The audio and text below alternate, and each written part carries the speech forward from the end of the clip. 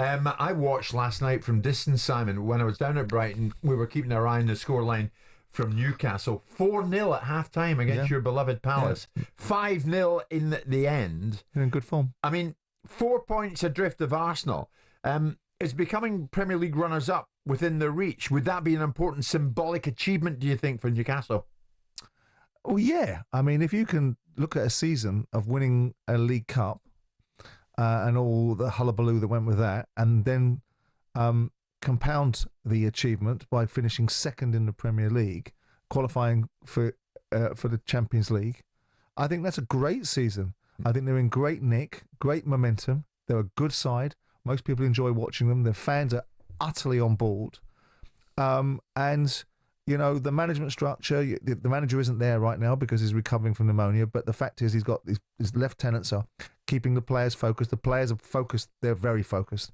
And Palace walked into a storm last night. Yeah. You know, didn't help themselves. You know, you miss penalties in a game where you can get back in it. You give them an extra yard in their step.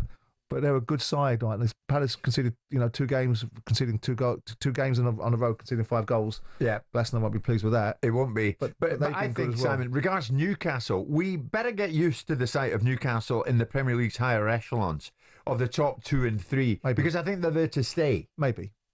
I mean, you've still got to accept that there's an established order that's got bigger turnovers, just as much money as they've got, and also have legacy and heritage that enables them to get better players available to them all the time because of their particular brand of reputation. But that established order argument's gone. No, it's not.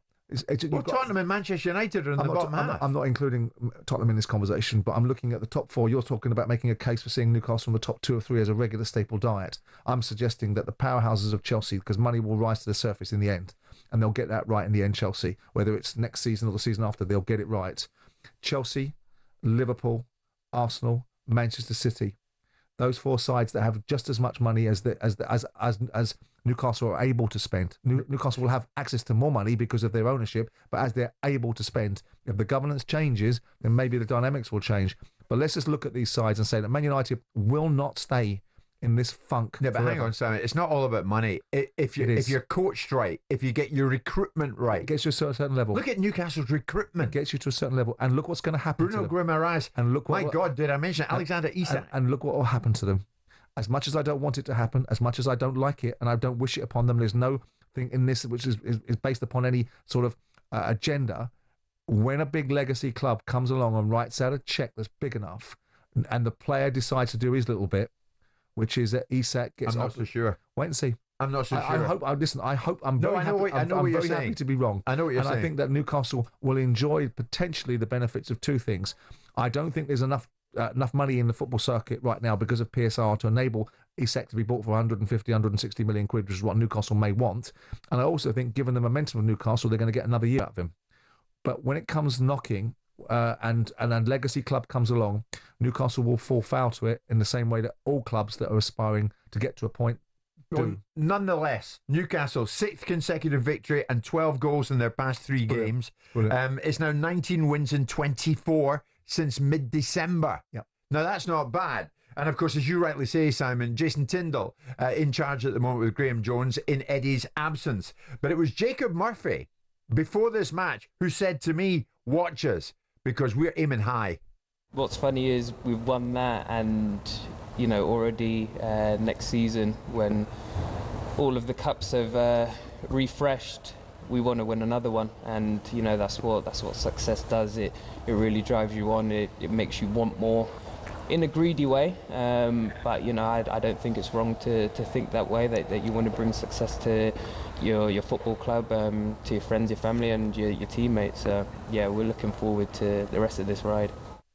Well done. And Jacob carried on last night where he left off of late. I mean, he is shining. He is really showing what he can do. Let's talk about Crystal Palace before we hit 11 o'clock. Obviously, the time's flying, but I want to get this in. I mean, yes, a more exciting era under Glasner, but in terms of outcomes, it's as you were, isn't it? It's as you were. They haven't moved any which way. Well, they haven't spent anything to be able to achieve any particular great moves. Irrespective of what people think, very few coaches can turn water into wine. You've got to give them the materials, and then you've got to ensure that once they've been given the materials, they do their job. Glasner is a good coach, and Palace are a better side for him being there. They're a different side to watch than the one that Hodgson was producing. They're more likely to go upwards than downwards. And I think there's a lot to be positive about. They sold one of their best players. They sold their centre-back in the summer. They've lost their sporting director now, Dougie Freedman, but they still move forward. Yes, they've had 2 bad games. Held on to Gahey, held on to Eze. And yeah, for the time being. And they'll be subject to the same challenges. But Simon, look at it, they're 12th. Yeah. Under Roy, 2 11th place finishes. Under Vieira, 12th place finish. Under Glasner, 10th, and they're currently 12th. So we argue all week about the rise of the middle-tier clubs, and it's becoming more competitive in that league, and then we compare it to a period of time when it wasn't as competitive. We can't have it both ways in these conversations. But we don't put Palace in that. We have been spending all week suggesting... You have? No, I haven't. I've been pushing back against the argument that you and Luke were raising earlier on in the week, that this competitive league of Fulham's and... Who did the other night? Fulham and... Fulham, Bournemouth, Forest. Fulham and Bournemouth. So we made this argument. We didn't put Palace in it. No, we didn't. So what we're saying is Palace featuring 10th and 11th in a league which was less competitive, and now finishing in the same space in a league that's more competitive in that mid-tier rankings is a degradation of what Glasner's doing, or more of the same. I would suggest that the middle tier, from 14th position up to 8th position, has become much more competitive than it was a few seasons ago. So Palace stabilising in that space is not a bad thing. Could they do more? Should they do more? Yes, perhaps they could. That comes down to the ambition of the owners and the money that's available, because I think they've got the coach there. They started the season very poorly, and one of the reasons why they started the season poorly is because they rested Mateta, because he played in the tournament during the summer and he didn't get into the side until the back end of the year. And then you start to see the improvement in Palace. Yeah, but you don't want to go anywhere in the Premier League and lose 5-0, especially later on in a season like April. Yeah, so what? I mean, So Aston Villa got beat 5-0 by Palace at the back end of last season. How's that played out for Aston Villa this season?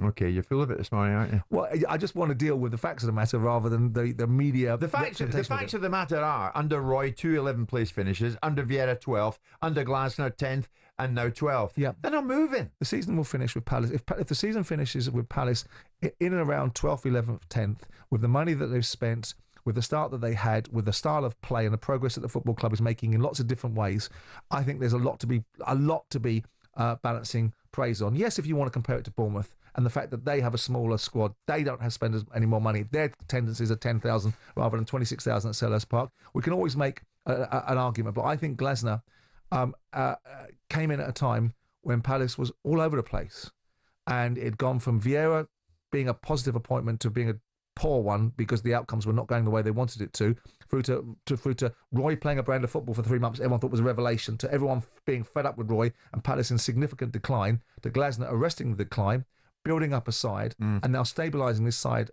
with progression as part of his thinking in terms of the way that they play and the position that they occupy. And we'll see if he's there next season. I hope he is. Jim White and Simon Jordan. Monday to Friday mornings from 10 on AM, on DAB, via the talkSPORT app and on your smart speaker. talkSPORT.